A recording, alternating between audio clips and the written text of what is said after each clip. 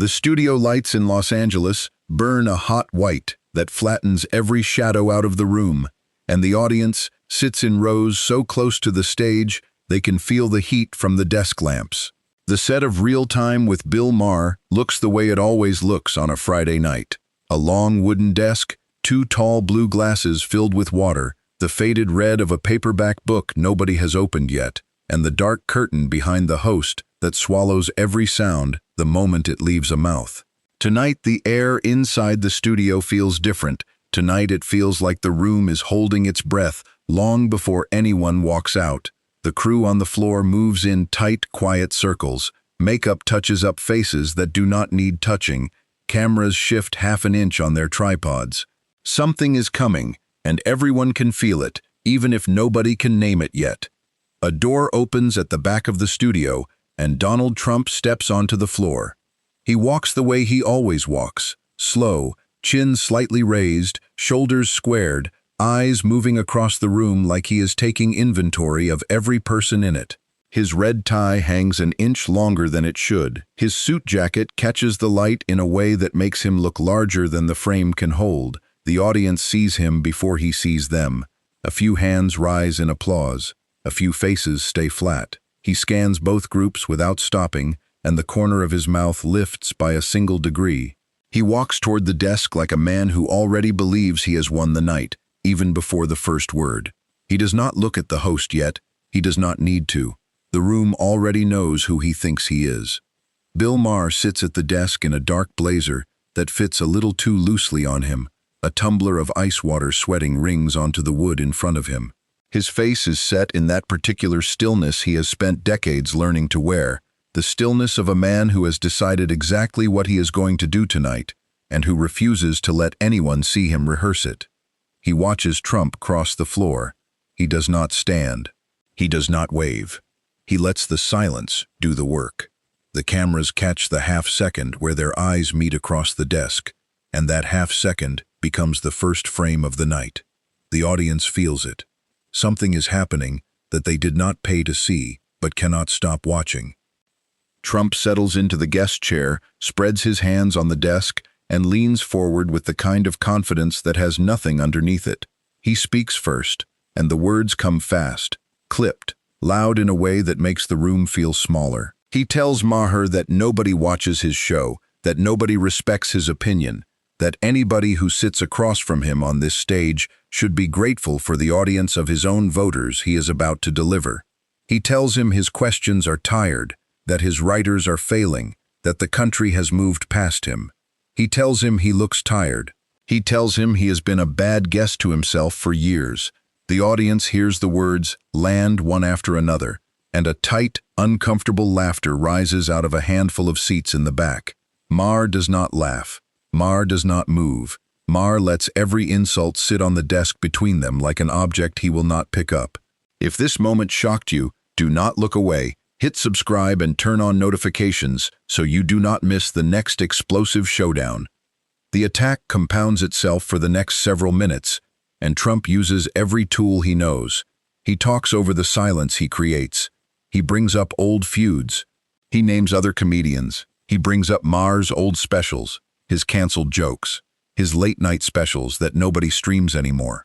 He mentions book sales, podcast numbers, ratings, and the way the room is set up. He implies, with a tilt of his head, that Maher should consider this segment a favor. His voice does not stop climbing. His hands do not stop moving. The audience watches him work the way an audience watches a storm roll in. They know it is going to hit, and they cannot step out of the way. The cameras frame his hands, his jaw, his eyes. The producers in the control room lean toward their monitors. The attack is not really an attack anymore. It is a monologue that has mistaken itself for an answer. Maher takes a sip of his water. He sets the glass down without sound. He looks at Trump with the kind of look a doctor gives a patient who is describing a symptom he does not actually have. He does not interrupt. He does not push back. He lets 3 more insults hit the desk. He lets a 4th. He lets a 5th. The audience feels the weight of every one, and some of them laugh, and some of them do not, and most of them watch the host to see when he is finally going to swing back. He does not swing back. He lets the silence stretch until the room starts to feel the silence the way an animal feels weather change. The power in the studio shifts by a single degree, and only the camera in the back of the room catches it. Trump keeps talking because he does not know the silence has eaten his momentum. Maher knows. Maher is waiting. Drop your thoughts in the comments and tell us whose side you think truly controlled the room tonight. When Trump finally pauses to take a breath, his jaw tightens before the next sentence can form, and the room knows the pause is not the kind of pause that suggests power. It is the kind of pause that suggests a man looking for the next move. Maher does not rush the moment. He leans back half an inch in his chair. He looks off to the side of the camera. He lets another full second pass. Then he asks a single question. He asks it in a voice that is not loud, not soft, not rehearsed, just steady.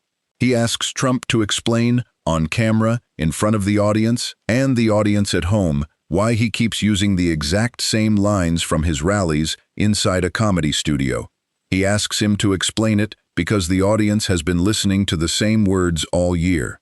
He asks him to explain it because any guest with a brain should know it sounds tired. The question does not attack. The question does not insult. The question is worse than both, because the question is a mirror. Trump opens his mouth to answer, and what comes out is the line he has used on 3 other shows this week. The audience hears it. The audience recognizes it. The silence that follows is not Maher's silence this time. It is Trump's silence. Make sure to hit subscribe, turn on notifications, and stay with us. The next confrontation is already coming. The pivot lands inside that silence like a stone dropped into a glass of water. Maher reaches under the desk. He pulls out a folder that is not yellow, not red, not television dramatic. It is plain manila, the kind a teacher uses, the kind that says this is not a prop. He sets it on the desk between them. He does not open it. He tells Trump that inside the folder are the transcripts of 4 separate appearances from the last 30 days, each one containing the same lines, in almost the same order, with the same pauses, the same hand gestures, the same smile, at the same place. He tells him the transcripts are time-coded. He tells him the timestamps are marked. He tells him the folder also contains the contact sheets from the booking team that show those 4 interviews were briefed out of the same talking points memo. Maher does not raise his voice. He does not need to. The folder sits between them like an exhibit, and the exhibit does not have an attitude. The exhibit only has the truth. Trump leans forward, blinks twice, and the second blink lasts a full second longer than a blink should. The audience sees it on the jumbotron at the back of the studio. People in the front row cover their mouths. If this moment shocked you, hit subscribe. The reframing only gets sharper from here. Maher opens the folder slowly, page by page, the way a magician opens a deck that he does not want to be accused of stacking. The first page lays out the first transcript. The sentences highlight themselves on the monitor behind the desk. Words glow in the same color across 2 different shows. Maher turns the page. The second transcript lands on top of the first. The same lines align on the screen. The audience reads along. Some of them mouth the words out loud. Maher turns the third page. The third transcript shows the same talking points in a slightly different order, the way a student rearranges a paragraph to make it look like original work. Maher turns the 4th page. The 4th transcript shows the same talking points presented to a different host, in a different city, on a different night, with a different audience, and almost the exact same delivery. The jumbotron behind the desk zooms in. The zoom is not dramatic. The zoom is precise. The zoom says these are the same words. The silence in the room is no longer the kind of silence that signals tension. It is the kind of silence that signals verdict. Trump's hand, the one that has been moving all night, stops moving. His hand lands flat on the desk, palm down, and his fingers are slightly spread, and his knuckles are slightly white. Maher does not point at the hand. The camera does. Drop your thoughts in the comments and tell us what you saw the moment the room turned. Maher takes the next page from the folder and lays it on top of the rest. The page is not a transcript. The page is a printout of a Wikipedia revision history captured at the top and a printout of the same article a week earlier captured at the bottom. The two versions sit side by side on the desk. The revised version contains a paragraph that did not exist in the earlier version. The revised paragraph reads like a press release. The earlier version does not. Maher points at one sentence. The sentence is small on the page. Maher reads it out loud. The sentence claims a fact that the earlier version does not claim. Maher does not accuse. Maher asks whether the guest would like to explain the timing of the edit. Trump looks at the page, and the way he looks at the page is the way a man looks at something he was not supposed to be shown. He does not pick it up. He does not turn it over. He lets it sit on the desk like a thing that has just been named. The cameras catch the way his eyes move across each line. His eyes do not move the way a liar's eyes move. They move the way a man's eyes move when he is trying to remember the order in which he is going to lie next. The audience in the studio feels it. The audience at home is going to feel it later. Maher lays the next piece of evidence on the desk. The piece is a still frame from a recent rally. The still frame shows the teleprompter screen in the background, glowing blue, with a single line visible in large type. The line is the line Maher has been quoting for 3 minutes. The still frame is dated. The still frame is time-stamped. The still frame is captioned at the bottom, and the caption credits the photographer by name. Maher does not suggest theft. Maher does not suggest plagiarism. Maher suggests that the line was on the teleprompter, and the guest said it on the show tonight, and that is what audiences should know. Trump's jaw shifts. His tongue pushes against the inside of his cheek. His shoulders lose a quarter-inch of the lift they had when he walked in. The audience notices before he does. A man in the third row stands up because he cannot help himself. The man claps once. The clap is the loudest sound in the room. If this moment hit you the way it hit us, hit subscribe and turn on notifications. The next round of evidence is on its way. Maher lays down the last piece. The piece is a transcript, again, but this time it is from a town hall. The town hall is on a different network. The town hall has a different moderator. The town hall has a different city name at the bottom of the screen.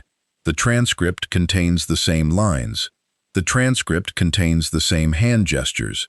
The transcript contains the same transition phrase that leads from line 3 to line 4. The transcript captures an audience member asking a question that sounds identical to a question that was asked on 3 other networks the same week. Maher reads the question out loud. He reads it twice. The second time, the audience does not laugh. The audience leans forward. The audience realizes that the question was never really a question. The question was a setup. Trump looks at the transcript, and the transcript is so plain on the desk that it looks like an accusation printed on a piece of office paper. The cameras catch his hands again. His hands are not moving anymore. His hands are folded. His thumbs are tucked inside his fingers. That is the body language of a man who has stopped trying to convince the room and has started trying to survive it. The collapse does not look like an explosion. It looks like a fuse. It starts when Trump tries to interrupt Maher for the first time in the night. The interruption does not come out as a sentence. It comes out as a sound, a low, tight sound that sits in the back of his throat and refuses to form a word. Maher does not interrupt back. Maher does not interrupt back. Maher does not interrupt back. Maher does not interrupt back. Maher does not interrupt back. Maher does not interrupt back. Maher does not interrupt back. Maher does not interrupt back. Maher does not interrupt back. Maher does not interrupt back. Maher does not interrupt back. Maher does not interrupt back. Maher does not interrupt back. Maher does not interrupt back. Maher does not interrupt back. Maher does not interrupt back. Maher does not interrupt back. A woman in the front row puts her hand on the shoulder of the man next to her. The man does not react, because the man is watching Trump the way one watches a man at the edge of a stage. Trump tries again. He tries to pivot to a different subject. He says the word ratings. He says the word polls. He says the word network. He says the words out of order. The sentences stop holding themselves together. The audience hears it. A producer in the back of the studio shakes his head. A camera operator swallows. Trump pulls his water glass closer, picks it up, and sets it down again without drinking.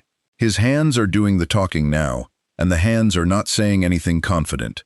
Make sure to hit subscribe, turn on notifications, and stay with us. The room is not done turning. Trump tries to recover. He leans forward and tells Maher that he has been doing this longer than Maher has been alive. He tells him the audience respects him. He tells him he doesn't even need this show. The recovery attempt is louder than the original attack, and the loudness becomes the tell. Maher watches him the way a referee watches a fighter try to stand up after a knockdown. Maher does not celebrate. Maher does not rub it in. Maher asks a second question. The second question is shorter. The second question is one sentence. The second question is whether the guest is going to address the 4 transcripts on the desk or whether he is going to pretend they are not there. Trump opens his mouth. Nothing comes out for 2 full seconds. 2 seconds on live television is an eternity. The audience in the studio starts to do something they have not done all night. They start to feel pity for him, and the pity sits in the room like the smell of smoke. Maher lets the 2 seconds pass, and he does not fill them. He lets the silence close the segment. The cameras pull wide. The studio goes still. The wide shot shows 2 men at a desk, a folder between them, water glasses untouched on both sides, and an audience that has stopped reacting because it has run out of ways to react. The audience reacts the way an audience reacts when something real has just happened on a show it thought it was watching for laughs. There is no applause at first. There is the small, complicated sound of a few hundred people breathing at the same time. Then one person claps, then another.